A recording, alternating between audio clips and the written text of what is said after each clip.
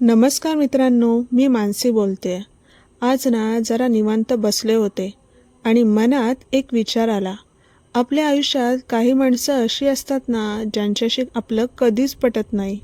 कितीही केलं तरी त्यांचं आणि आपलं कधी जमणारच नाही, हे आपल्याला माहीत असतं.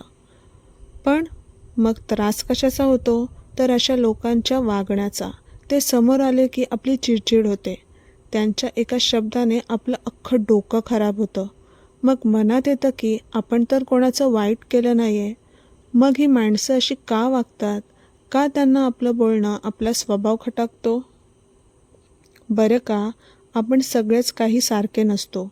जशी हाताची पाचही बोटं सारखी नसतात, तशीच माणसंही नसतात. काही लोक ना मुळातच कडू असतात. त्यांना कोणाच्याच आनंदात आनंद नसतो. आपण काय करतो?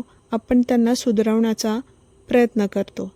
त्यांना पटवून द्यायला जातो की अरे बाबा, मी अशी नाही आहे, तू चुकीचा विचार करतोयस. पण खरं सांगू का, जो माणूस डोळे मिटून झोपल्याचं नाटक करतोय त्याला आपण कधीच जागं करू शकत नाही आहे. माणसं ओळखणं ही सुद्धा एक कला आहे. काही लोक आपल्या आयुष्यात फक्त आपल्याला एक धडा द्यायला येतात. अशा लोकांशी वाद घालून स्वतःची ऊर्जा का वाया घालवायची? त्यापेक्षा तीच ऊर्जा आपण स्वतःसाठी का नाही वापरायची? जग कोणासाठी थांबत नाही आणि कोणाचे विचार आपल्यासाठी बदलत नाहीत.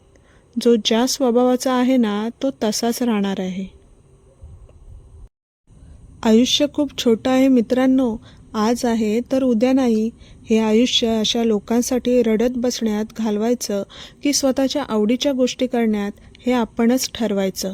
एखाद्याची पटत नसेल ना, तर सरळ लांब व्हा, राम करा आणि आपली वाट धरा. स्वतःसाठी जगण्यात जो आनंद आहे ना, तो दुसऱ्याला खुश करण्यात कधीच नाही. लोकांच्या नजरेत चांगलं ठरण्यापेक्षा स्वतःच्या नजरेत खरं राहणं जास्त महत्त्वाचं आहे, असं मला वाटतं. आज ना हेच तुमच्याशी बोलायचं होतं. आजकाल सगळीकडे दिखावा खूप आहे, पण मनाचं बोलणारं कोणी नाही. म्हणून मग वाटलं, चला आज आपणच बोलूया. मी मानसी बोलते, तुमच्या मनातलं. जर आजचं हे बोलणं तुम्हाला थोडं जरी आपलं वाटलं असेल ना, तर नक्की साथ द्या. व्हिडिओ लाईक करा आणि जर तुम्हाला वाटत असेल की आपण अशा साध्या सोपे विचारांवर गप्पा मारल्या पाहिजेत, तर चॅनलला सबस्क्राईब करायला विसरू नका. तुमची साथ हीच माझी ताकद आहे.